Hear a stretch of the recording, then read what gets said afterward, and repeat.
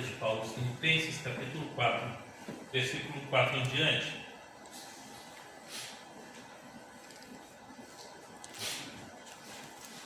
Alegrai-vos sempre no Senhor. Outra vez digo, alegrai-vos. Seja a vossa moderação conhecida de todos os homens. Perto está o Senhor. Não andeis ansiosos de coisa alguma. Em tudo, porém, sejam conhecidas diante de Deus as vossas petições, pela oração, pela súplica, com ações de graças. E a paz de Deus, que excede todo entendimento, guardará o vosso coração e a vossa mente em Cristo Jesus. Finalmente, irmãos, tudo que é verdadeiro, tudo que é respeitável, tudo que é justo, tudo que é puro, tudo que é amável, tudo que é de boa fama, se alguma virtude há e se algum louvor existe, seja isso o que ocupe o vosso pensamento. Amém. Pai, muito obrigado pela tua palavra. Pedimos que o Senhor venha falar conosco, que o Espírito Santo possa sondar os nossos corações e a nossa mente, e sabendo aquilo que necessitamos ouvir nesta noite, que o Senhor fale conosco em nome de Jesus. Amém. Podem sentar.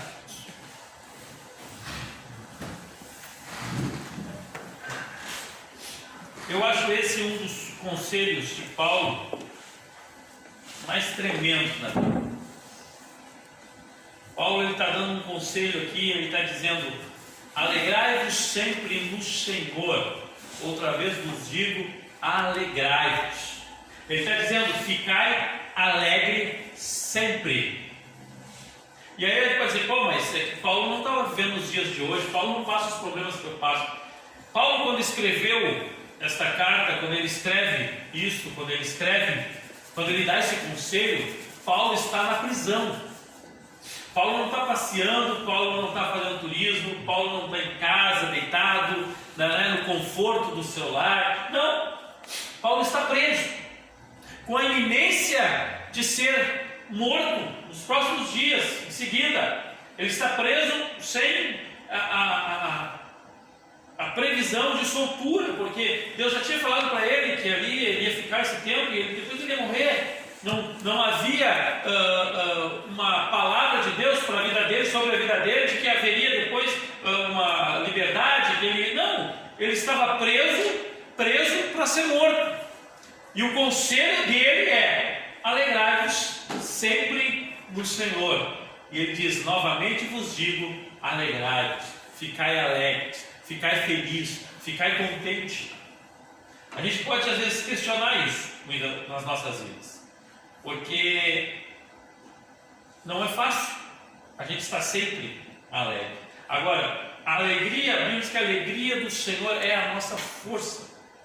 Quando nós estamos alegres no Senhor, e ele continua dizendo no versículo 6, ele diz assim: não andais ansiosos, coisa que o Senhor Jesus já tinha ensinado também. Não andais ansiosos com coisa alguma, em tudo, porém, sejam conhecidas diante de Deus as vossas petições. Ele está dizendo: olha, se tu tem algum problema, ao invés de tu ficar triste, ao invés de tu começar a ficar aborrecido, ficar cabisbaixo, entrar em depressão, tu começa a orar. Leva diante de Deus essas coisas e se alegre no Senhor, fica alegre, porque não adianta ficar triste, tem que ficar alegre. É isso que Paulo está dizendo aqui. E ele continua dizendo assim: e a mente de vocês não pode ficar pensando, como a gente diz aqui, ficar inculcando coisas ruins. Porque ele diz: olha, finalmente, irmãos, tudo que é verdadeiro, e aí começa a falar todas as coisas que devem ocupar a nossa mente nos dias de hoje. O que tem que ocupar a nossa mente? Aquilo que não presta? Não, tem que ocupar aquilo que é bom. E ele está dizendo assim: tudo aquilo que é verdadeiro, tudo que é respeitável, tudo que é justo, tudo que é puro, tudo que é amável, tudo que é de boa fama, se alguma virtude há e se algum louvor existe, isso ocupe o vosso pensamento. Então nós também podemos fazer uma analogia ao contrário e pensar assim: tudo aquilo que é contrário dessas coisas não deve ocupar a nossa mente.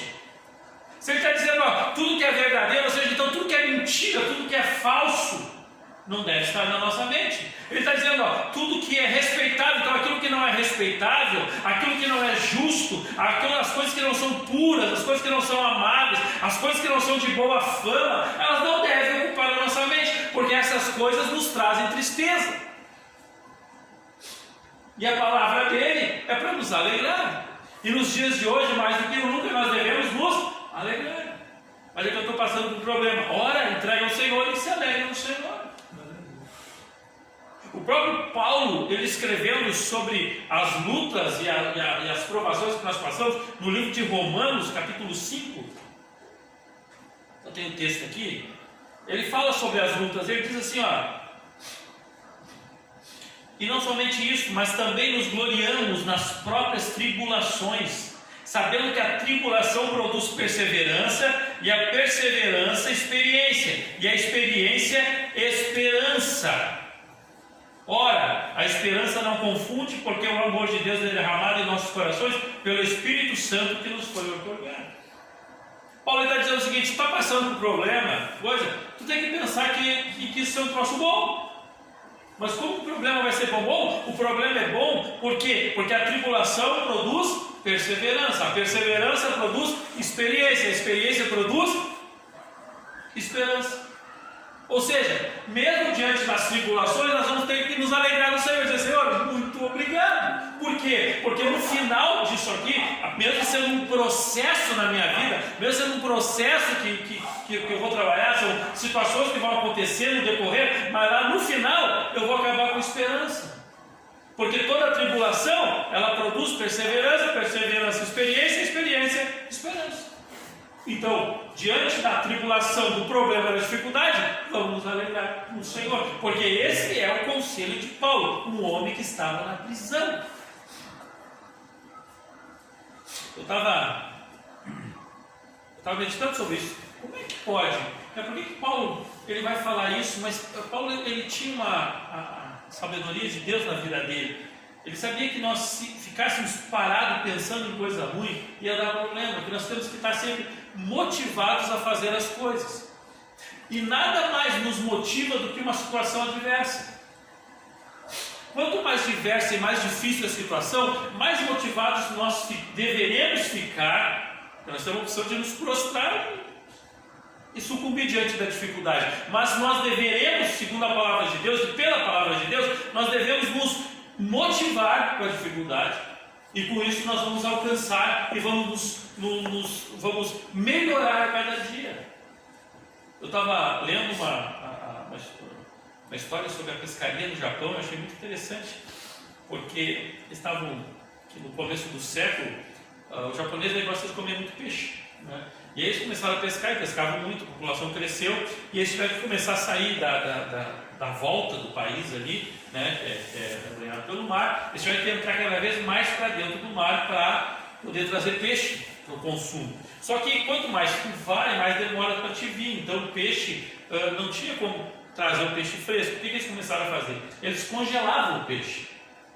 E aí começaram a trazer o peixe congelado em maior quantidade. O problema é que o japonês, ele começou a sentir diferença no sabor. Eles não têm o mesmo sabor do peixe fresco do peixe congelado. E começou a rejeitar. E aí eles tiveram que achar uma outra solução. Qual foi a solução que eles arranjaram? Eles começaram a fazer grandes tanques dentro do navio, com a própria água salgada do mar. Então eles colocavam o peixe vivo ali dentro. E eles traziam o peixe vivo da coisa. Do mar até a praia, até o consumidor, até o país.